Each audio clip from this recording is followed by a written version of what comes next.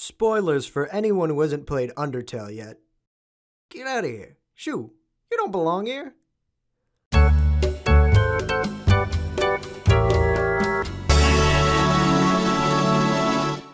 Like any great game, Undertale has an avid community dedicated to finding answers to the game's greatest questions. Like, who is Sans? Who's the Purple Man? How do the Nazis fit into all this? Everybody's got their own theory. A game theory.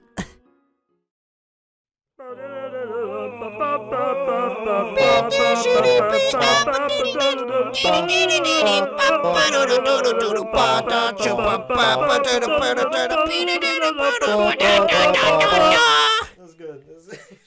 This is not. But no one's really looking at the big picture. See, everyone is looking here, but I'm looking here.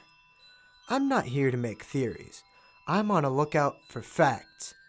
After starting my 9th nude playthrough, excluding one sinful semi-nude genocide run, the answer finally hit me. Let's start at the source, the creator himself. As we all know, Toby Fox is a master of deception. Like, how come his in-game sprite is a dog, but he's not called Toby Dog, is he? Or how you think you killed Goat Mom, but your finger was on the escape button the whole time, so it was just a prank, bro. Perhaps the biggest bamboozle that Toby pulls over your head lies in Undertale's topography. Fucking map, yes! Frisk travels so fast around the world with those stubby little nuggets. You can't run fast with those little legs. You can't run until you beat the first gem and get those little running shoes. Where do those nasty little running shoes come from anyway? That's a theory to keep in my pocket. But more on that later. Let's look at the origins of Undertale. This popular RPG came from Toby modding a little-known indie game called Earthbound. This obscure title shares the same setting as Undertale. Planet Earth. Wait a minute. Earthbound. Earth. Flat Earth. Undertale's about flat Earth. Oh. Now I know what you're thinking. That's stupid. Look at the game itself. It's in 2D. Everywhere you go, the ground is flat. No curves, unlike real women. If the game took place inside the Earth, then why isn't it curvy? And where's the core? Not beneath your little feet. It's all the way to the right. Because if you go down any further, you'd fall right through. Like John Goodman standing on a glass table. The serving size isn't a suggestion, it's a warning, John. Control yourself, man. The point is that Toby's game says fuck you to the commonly accepted laws of physics, and there's a reason for that. Toby is smarter than the average game developer. How can someone who ended up spawning memes like this be stupid? As someone who understands government lies and 9gag, Toby subtly hints to fans that gravity isn't caused by magnets, it's caused by the Earth disk ascending like a flying squirrel. That's why you can't jump in the game. If you jumped, you'd just whoosh into space. Because flat earthers know that gravity isn't real. We're just a pizza in space, going up, tossed up by the big Italian man in the sky. And know what you're wondering. What's past the disk? And sly old Toby has that covered too. As we all know, Antarctica is actually a giant ice ring that's guarded by NASA to protect the truth. And where is all the ice in Undertale? Snowdin, the outermost edge of the game's overworld.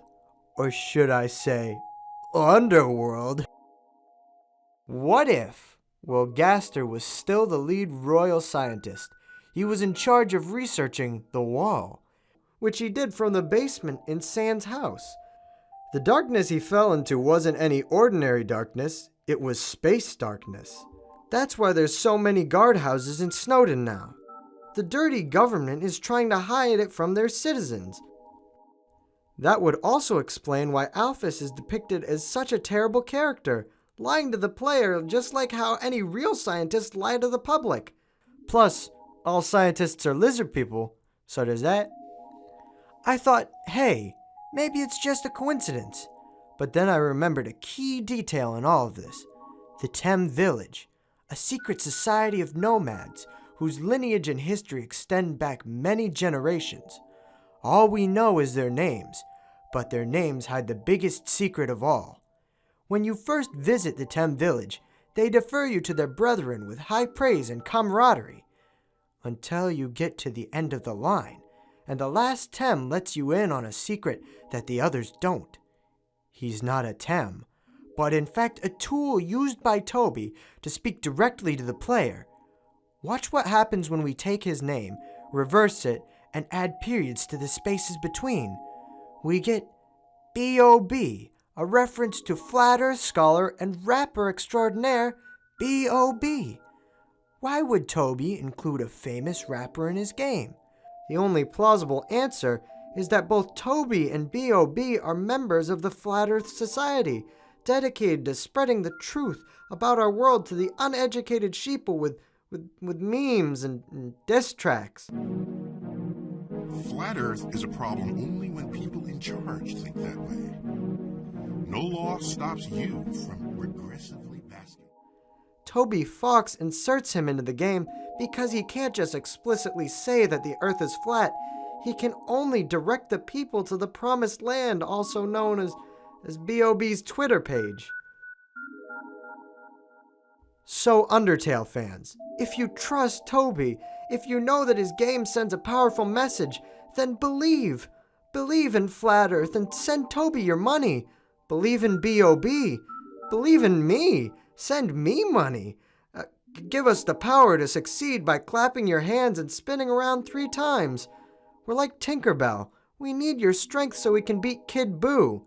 Best Dragon Ball GT episode ever, yeah! Or you can go jump in a ditch, 'cause that's stupid. It's so fucking stupid. But hey, that's just a theory. A game theory, which is totally right, by the way. Thanks for watching. I'm bringing facts to combat a silly theory because b.o.b has gotta know the planet is a sphere, G. Whoa, very important that I clear this up. You say that Neil's vest is what he needs to loosen up, and he's a Mason 'cause